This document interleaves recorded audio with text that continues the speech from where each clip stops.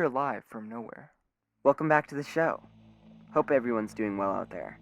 As many of you have probably heard, between the hours of 3 and 4 in the morning last Sunday, the town of Sandridge vanished. All the people, all the buildings, everything.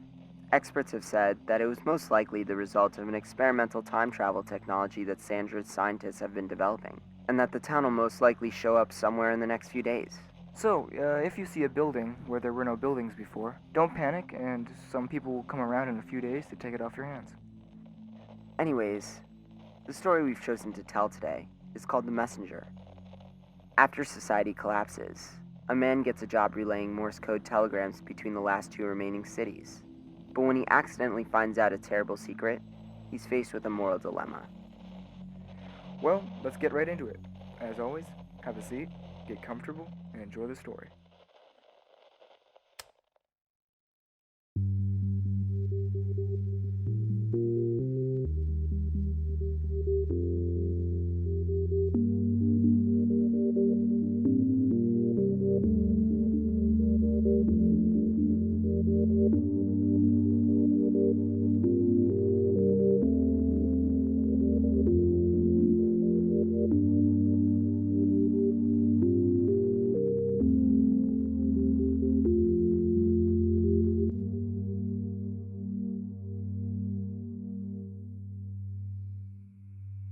If there's one thing I've learned from this job, it's that quiet doesn't mean peaceful.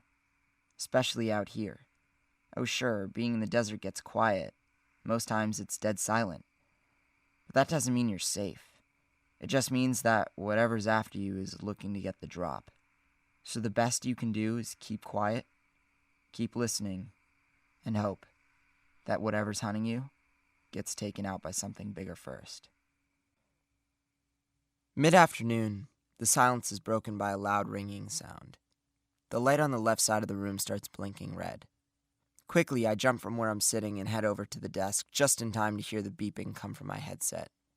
Morse code. I jot down the message on a beat-up, dusty whiteboard and quickly tap it out again on my telegraph. I have to be careful. If I relay it wrong, that's serious trouble for me. I send the signal along before pulling out my logbook from under my desk and recording the date, time, and message.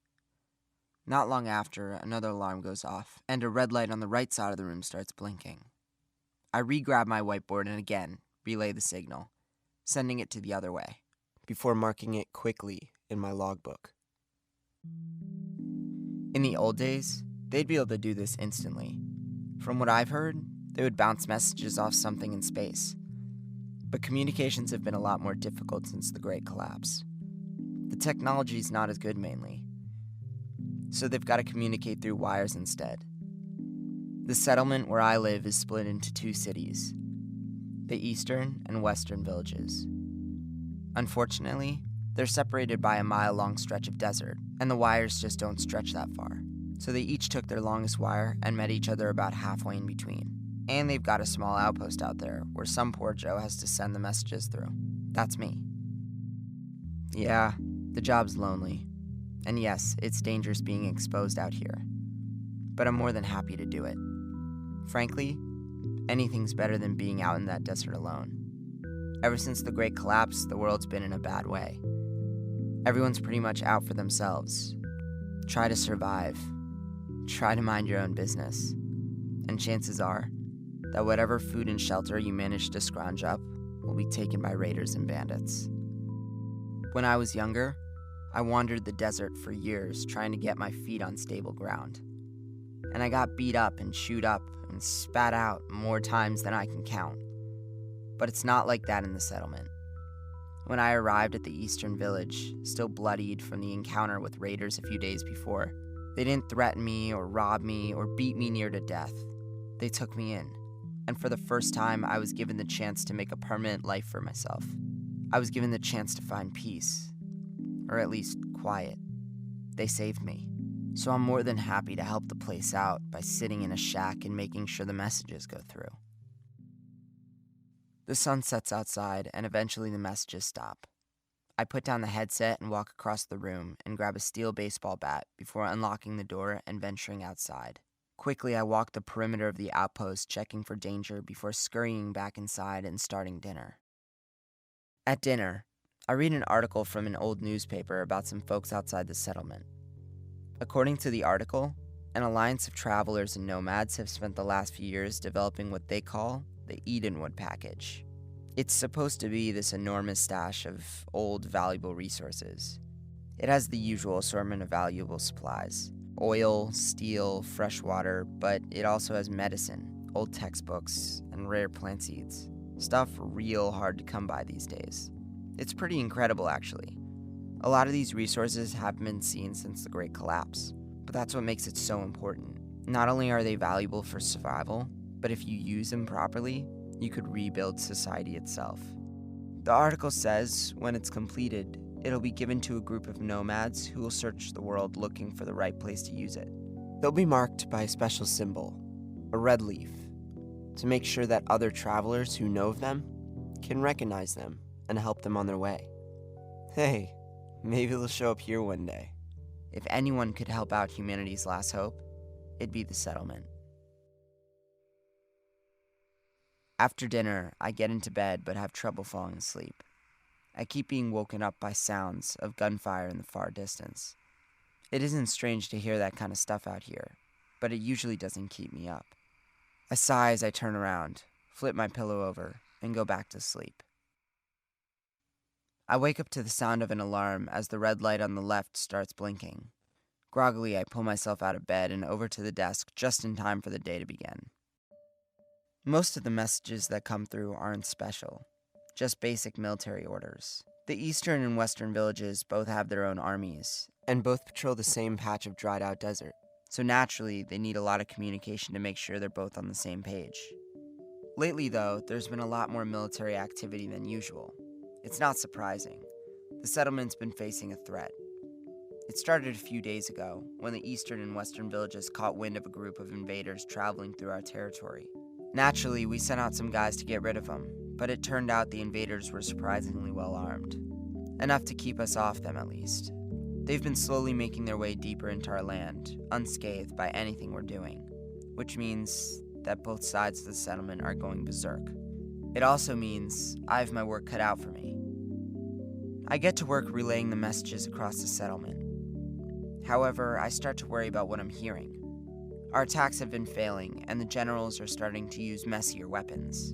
Your average skirmish can be surprisingly destructive, but with these new tactics, there's sure to be some serious collateral damage. It gets worse when I realize where the fight is headed. In an effort to keep the invaders away from the two settlements, the fight is moving straight down the path of desert between them. In other words, it's headed straight towards me. Calm down, I tell myself. The settlement will take care of it. All the more reason to do my job well. Not all of the messages are from the military. A lot of them are politicians talking about whatever they decide to get done that week. They really have been cracking down on arrests lately, from what I can hear, especially in the West Village. It seems like every day I'm hearing about some new guy who's been found out as a traitor. I don't get it. The settlement's the only thing that will protect you out here in the desert. Luckily, they never seem to get far. The settlement's always finding them out before they can do a whole lot. By the end of the day, I'm still busy with military updates. Apparently, it's taking longer than I expected to deal with the invaders. Neither side's let up, and the enemy's getting closer. I take a deep breath. I'm sure the settlement will take care of it in the end, right? In the night, I'm thrown awake by a large boom. Seconds later, both of the red lights start flashing and telegrams come flooding in. From what I can piece together, they tried to attack the invaders in the night, but one of the soldiers misfired and hit a large oil tank. It's not clear who it was. This fight is getting closer, and it's getting more dangerous. Things don't get much better the next day. The telegrams seem to be coming in faster than I can send them. A blur of coordinates, times, and unit numbers are swirling around in my head. If I misremember a coordinate, and a man gets deployed to the wrong destination, that's a whole world of pain for me. especially at a time like this. None of our attacks have even come close to stopping the invasion, and they're starting to take really drastic measures, calling for more aggressive units and the most destructive weapons. If the fighting was dangerous before, it's only getting worse, and it's still heading my way. I'm starting to hear it far off in the distance. I close my eyes and take deep breaths. I need to calm down. It'll turn out fine, I tell myself. Remember where you came from. You walked that desert for years. And when you found this place, they saved you. They're good people. If anybody could keep you safe, it's them. You need to just trust them. And trust them by keeping at it. The settlement saved you. You have no reason to doubt them. Right before dawn, I wake up to the sound of someone walking along the outside of the outpost. I jolt upright, running to the wall and grabbing my bat. Before I can get to the door, though, the man outside of the house sees me and points his gun through the window. I freeze and drop the bat, which crashes and rings out on the stone floor. This isn't one of our guys. He's dressed in a mismatch of armor scraps and clothes made of old, dusty fabric. He holds me there for what feels like an eternity. But then suddenly, he lowers his gun and runs off. I breathe a sigh of relief. As he runs off, though, I spot something surprising. A red leaf spray-painted on the back of his armor. Wait, a red leaf? What was that? Where have I seen that before? Then it hits me. The Edenwood package. That was one of the Edenwood nomads? No, it couldn't be. All the way out here? We would have heard... Unless... Oh no. Are the invaders really invaders? No, we would never attack the Edenwood nomads, right? Right? No, that couldn't be. What could that mean for us? We'd attack humanity's last hope? Yeah, it's valuable, but we're above that sort of thing. We'd never do that. But everything starts to make more sense. The oil tank must have been part of the Edenwood package.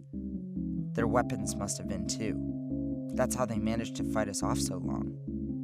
They'd entered our territory assuming they'd be safe, assuming that we wouldn't hurt them. And we knew who they were. And we still attacked them. We weren't trying to defend our territory.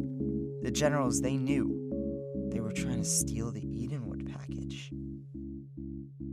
The red light on the left of the room starts blinking again. Another message. It's an attack plan. A real bad one. The settlement was bringing everything this time. Explosive units, flamethrowers, tanks, all converging a few hundred feet from me. Enough firepower to destroy my entire outpost, and enough to destroy the package. My transmitter blinks, ready for me to send a message along. I take a deep breath, weighing my options. After a few moments, I put down my whiteboard and quietly tap out a telegram. Then I tap out a second message and send it the other way. I turn off the transmitter and make my way back to my cot, waiting for what's to come. I wake up in the late afternoon to loud banging at my door. Before I can answer it, it's shattered by two men wearing military uniforms. I don't struggle as they lift me from my bed, tying my hands and carrying me out the door. Outside, they've thrown me into the back of an old pickup truck. I take one last look at the outpost as it fades over the horizon and disappears amongst the ocean of sand. From what I could gather, the attack hadn't gone as planned. Apparently, some of the coordinates had gotten mixed up at the last minute. Instead of intercepting the invaders, the army arrived to find nothing but sand. Something about a faulty telegram. Who would have thought? A few hours later, we arrive at the prison. It's an old concrete building from outside the western settlement, caked in sand and surrounded by guards. Without much ado, they hoist me out of the car, fit me with a jumpsuit, and throw me in a small dirt cell on the first floor. When the guards leave, I brush myself off, get into my cot, and go to sleep. Life in prison is pretty simple. We get up around sunrise, get dressed for the day, and head over to the meal hall for breakfast. We work the whole day. At sundown, we eat dinner and go back to our cells. The kind of work you do rarely stays the same. Sometimes they'll have you sweep the hallways, or wash the prison laundry, or cook dinner in the kitchen. Mostly, though, they'll have you build weapons. Guns, bombs, flamethrowers. If they can't fight with it, I reckon it comes here. I eventually get to know the other prisoners, but to my surprise, I've met a whole lot of them. Well, not actually. I've heard about them back at the outpost. They're the ones that get locked up for conspiracy, slander, treason, enemies of the settlement, the politicians call them. But it's strange. When I heard about them, they all seem so evil. They don't seem that bad in prison. A little quiet maybe, but fine guys. Normal. Mostly, though, I keep to myself. The nights here are long, lonely, and full of remorse. I think about the time before I'd found the settlement, wandering the desert, searching for scraps, scared at each turn that something bigger would come along and take everything. And then suddenly, it wasn't that anymore. Suddenly, I had a plan, a job, a purpose. I'd made a good life for myself, and I've thrown it away. I've betrayed the one place that helped me in my entire life. And for what? To avoid conflict? To make sure some stupid package got across a desert? But it wasn't that simple, right? This wasn't just any package. It might have been something bigger. It might be humanity's last hope. The settlement was trying to rob it, or destroy it, or what? I don't know. But they attacked it, and they were willing to kill me to get it. What does that say about this place? A few days after I arrive, I wake up to the sound of my cell door opening. Someone is thrown in, landing with a thud on the cold dirt floor. It's dark, and my eyes take time to adjust, but eventually, I realize I know who this is. It's the man from outside the outpost window, the one who spared my life. As he tells it, he came across my outpost as he was scouting ahead of the other nomads. It had been difficult to move such a large package with all the fighting, and the nomads wanted to know if it was going to be any trouble further down the path. They were able to escape when I messed with the telegrams, but a few days later, the settlement had caught up with them. They were after the package, she told me, and they would probably get it. Hearing that, I realized that I had made the right decision. If the settlement would willfully attack the package, knowing full well what it was, probably destroying it in the process, I'd been working at that outpost for years. How many other Edenwood packages had I destroyed? How many of those telegrams hadn't been what I thought? But now I'm trapped here, unable to do anything about anything. The settlement is still after the package. They're probably gonna get it. In the end, it's too little too late. It's all too late. Or maybe it wasn't.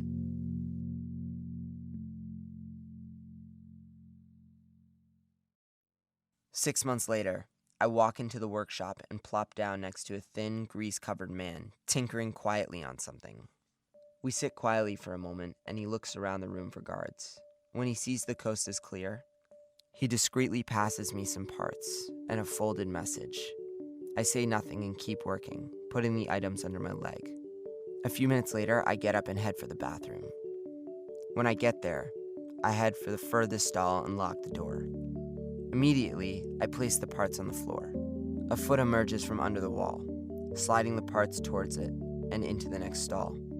Before I head back, I unwrap the folded message and begin reading. We have everything we need, and these are the last pieces. Tell everyone, it happens tonight. See you on the outside. I smile, fold the message back up, place it on the floor, and pass it along.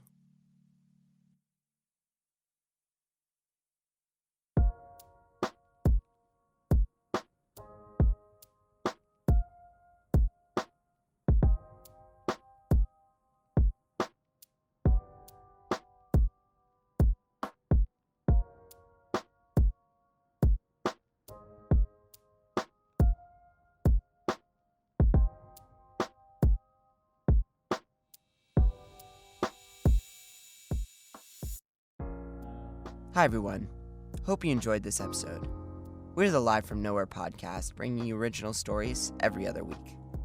This week's story, The Messenger, was written by Carl Kutsia and voiced by Zach Zadie. The show is edited by Zach Zadie and scored by Carl Kutsia. This episode was the third episode of our first season, which will have 10 episodes. As always, text versions of our stories will be available once we get our website and Patreon up and running. By the way, there's a little confusion we want to clear up. We're dropping a new episode every 2 weeks, not every week. You can find us on iTunes, Spotify, Stitcher, and YouTube.